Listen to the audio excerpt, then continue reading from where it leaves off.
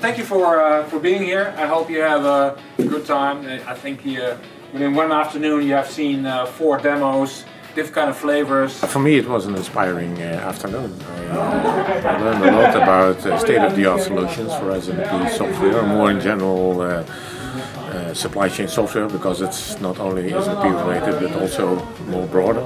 For me it was really important to know what the state-of-the-art solution software applications at this moment can offer. I found it very interesting to hear different companies presenting their solution, where they might help us with our challenges. Yeah, it's good to see some differences between the companies, a good first impression. We also have a WMS, so warehouse management system. We have a similar demo day, October 9. So if you're also looking for a warehouse management system, we have a similar day with this setting on October 9.